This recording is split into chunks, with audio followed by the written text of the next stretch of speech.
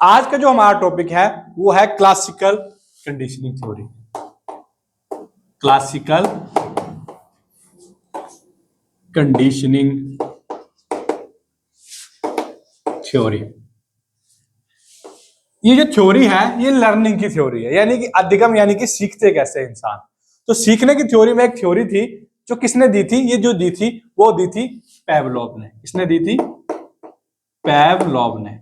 पैवलोव कहां के रहने वाले थे, ये भी पेपर में पूछा जाता है। तो पैवलोव जो थे वो रशिया के रहने वाले थे। कहां के रहने वाले थे? ये रशिया के रहने वाले थे। अब यहां से क्वेश्चन क्या आता है, सबसे पहले हम समझेंगे क्वेश्चन की बात बाद में, पहले हमें हर चीज का मीनिंग पता होना चाहिए कि इसका मतलब क्या होता है। तो इसको हम हिंदी में भी पढ़ेंगे। तो क्लासिकल कंडीशनिंग को हम हिंदी में क्या बोलते हैं? शास्त्रीय अनुबंधन। क्या बोलते हैं हम इसको? शास्त्रीय अनुबंधन। क्या बोलते हैं? शास्त्रीय अनुबंधन।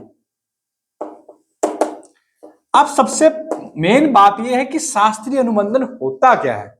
हम पढ़ तो लेते हैं लेकिन समझने बेस तो यही है कि समझे कि मतलब क्या होता है इस चीज का। तो इस चीज को हम समझेंगे कैसे कि क्लासिकल कंडीशनिंग का मतलब क्या होता है। क्लासिकल का मतलब होता है, बोलते हैं क्लासिकल डांस है हमारे, ये क्लासिकल चीज है। क्लासिकल का मतलब क्या होता है? ऐसी चीजें जो पुरानी है, बहुत पुराने समय से आ रही है लेकिन आज तक चलती है, उनको बोलते हैं हम क्लासिकल। क्लियर होगी बात? तो क्लासिकल का मतलब क्या होता है? ऐसी चीजें जो बहुत पुरानी है लेकिन आज चली हुई है, उसको बोलते हैं क्लासिकल। दूसरा क्या होता है? कंडीशनिंग। कंडीशनिंग को हम हिंदी में बोलते हैं अनुबंधन। अब अनुबंधन क्या होता है? अनुबंधन से नाम से पता चल रहा है, अनुबंधन यानी कि बंधन बनाना, किसी चीज के जोड़ना। अनुबंधन का मतलब क्या हो गया? बंधन को बनाना, यानी कि दो चीजों को जोड़ना और जोड़ के सीखना, वो क्या होता है? अनुबंधन।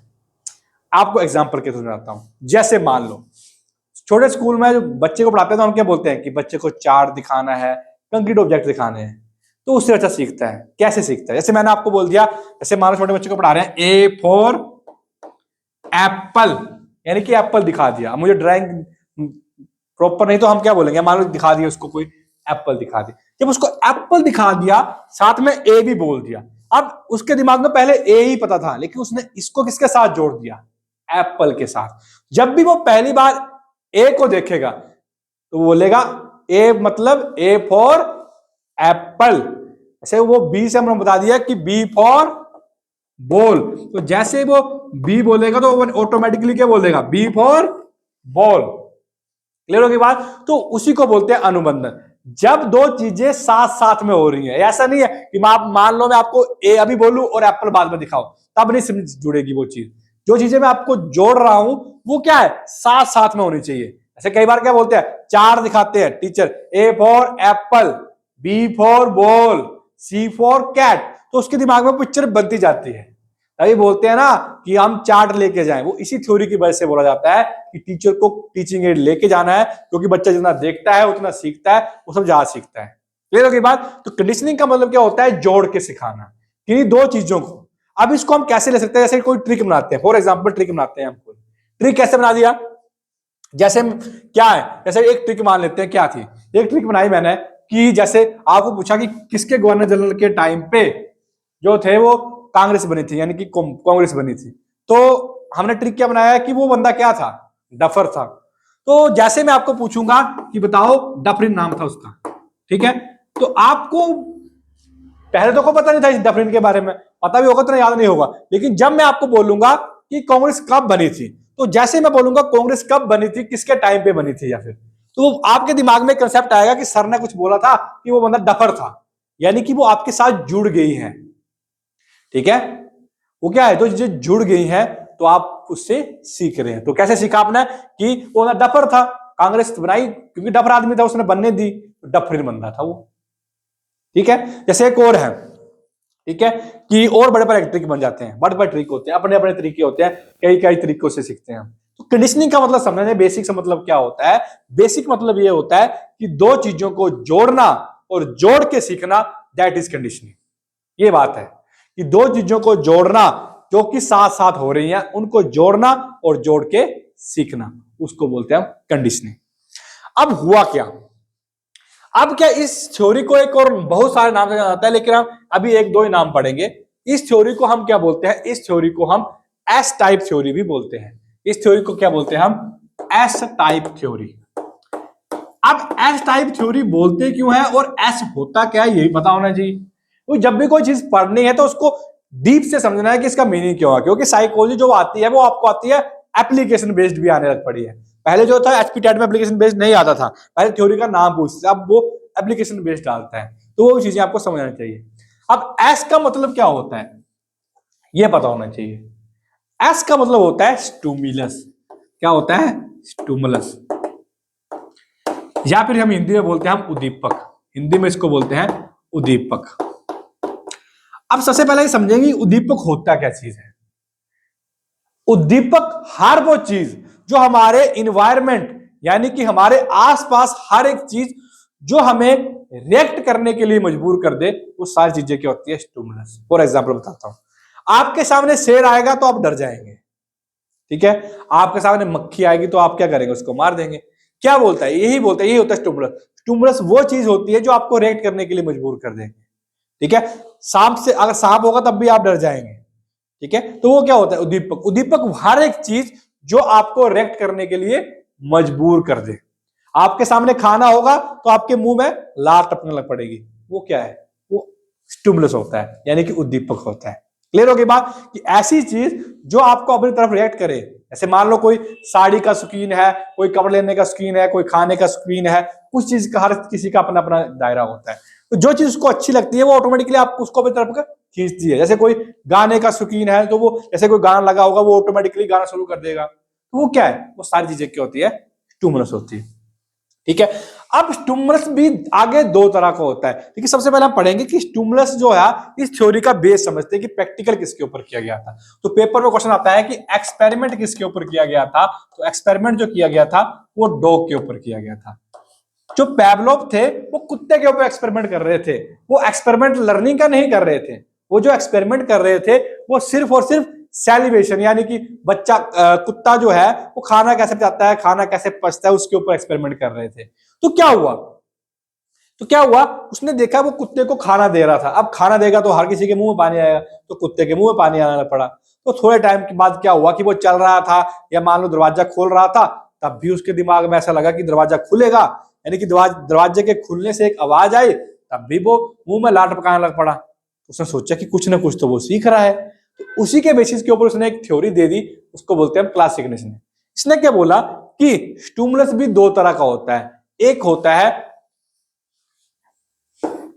कंडीशनल स्टिमुलस, एक होता है अनकंडीशनल स्टिमुलस। और ये पेपर का पेट क्वेश्चन है, बड़ी बार पेपर में होता है। कंडीशनल स्टिमुलस का मतलब होता है अनुबंधित उद्दीपक। अनुबंधित उद्दीपक। और अनकंडीशनल का मतलब होता है अनुबंधित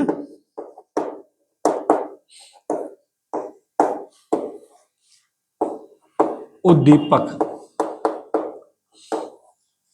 ठीक है। तो उद्दीपक भी दो पार्ट में डिवाइड होता है। अब उद्दीपक भी एक अनुबंधित होता है, एक अनुबंधित। अब अनुबंधित से पहले हमें अनुबंधित पता होना चाहिए। अनुबंधित का मतलब होता है ऐसी चीज जो नेचुरली अपने आप को खींचे। स्टिमुलस हुआ ना, स्टिमुलस भी दो तरह का होता है। एक जो होता है जिसको हम जोड़ते हैं, एक ऐसा होता है जो नेचुरली आपको खींचेगा। से आपके पास खाना दे देंगे तो आपके मुंह पानी आ जाएगा, तो वो क्या है? नेचुरली चीज। जो चीज नेचुरल होती है वो क्या होती है? वो आपकी होती है अनकंडीशनल स्टिमुलस। तो आपके पेपर का मोस्ट रिपीटेड क्वेश्चन ये है कि पैवलोव की थ्योरी में अनकंडीशनल स्टिमुलस क्या था। तो वो क्या था? वो था फूड, यानी कि खाना। फूड था यानी कि खाना था। क्लियर होगी बात? और कंडीशनल स्टिमुलस क्या होता है? ठीक है, जिसके साथ कोई चीजें जुड़ गई। तो क्या हुआ? पहले वो रिएक्ट किसके ऊपर कर रहा था? किसके ऊपर लाट टपका रहा था? सिर्फ और सिर्फ खाने के ऊपर लाट टपका रहा था। लेकिन उसने थोड़े टाइम के बाद क्या देखा कि जैसे ही दरवाजे की मान लो किसी चीज की आवाज आई कि आवाज आ रही है तभी खाना आ रहा है। तो उसके दिमाग में क्या कंसेप्ट बन गया कि आवाज का कोई कनेक्शन है किसके साथ? खाने के साथ। तो जब ये खाना किसके साथ जुड़ गया? आवाज, यानी कि कंडीशनल स्टिमुलस क्या था? या तो वहां आता है बेल, या फिर आता है sound of bell. Sound of bell, या फिर घंटी, या फिर घंटी की आवाज के ऊपर, ठीक है। तो जो चीजें जुड़ जाती हैं। पहले क्या था, अनकंडीशनल था, ठीक है, हम बोलते हैं ना अनकंडीशनल लव है। अनकंडीशनल लव का मतलब उसमें कोई कंडीशन नहीं है, वो हर टाइम क्या करेगा, हम उसके ऊपर रिएक्शन देंगे। और कंडीशन का मतलब क्या होता है, कंडीशन का मतलब होता है जब वो चीजें जुड़ गई, उसने बोला कि जब आप ये काम करोगे तभी वो रिएक्ट करेगा, तो वो क्या होता है, कंडीशनल। क्लियर होगी बात। हम बोलते हैं अनकंडीशनल लव और कंडीशनल लव। तो कंडीशनल का मतलब होता है जब चीजें जुड़ गई है कि वो पर्टिकुलर चीज पे ही रिएक्ट करेगा। और अनकंडीशनल का मतलब क्या होता है, मतलब उसमें कोई कंडीशन नहीं है, वो हर टाइम रिएक्ट करेगा। ठीक है, तो खाने के ऊपर तो हर कोई रिएक्ट करेगा, लेकिन कंडीशनल स्टिमुलस यानी कि बैल के ऊपर रिएक्ट वो तभी करेगा जब वो चीजें जुड़ जाएंगी। अगर मान लो मैं बैल अकेले जाता था तब वो कुत्ता रिएक्ट नहीं करता शायद, क्योंकि उसने खाने के साथ जोड़ने की कोशिश की है, खाने के साथ जोड़ने की कोशिश की है, तो वो क्या हो गया, उसका कंडीशनल स्टिमुलस यानी कि अनुबंधित उद्दीपक। क्लियर होगी बात। तो हमने क्या क्या पढ़ा ये करते हैं। सबसे पहले मैंने बताया आपको कि क्लासिकल कंडीशनिंग का मतलब क्या होता है या शास्त्रीय अनुबंधन का मतलब क्या होता है। ऐसी चीज जो आपको रिएक्ट करने के लिए मजबूर करे वो क्या होता है, क्लासिकल कंडीशनिंग। ठीक है, रिएक्ट वो होती है कंडीशनिंग। अब क्लासिकल का मतलब क्या होता है, वो चीज पुरानी जो होती है वो क्लासिकल होती है। दी किसने दी, पैवलोव ने। और पैवलोव कहां के रहने वाले थे, रशिया के रहने वाले थे, ये मैंने आपको बता दिया। दूसरा आपको मैंने बता दिया इस थ्योरी को नाम बोलते हैं एस टाइप थ्योरी।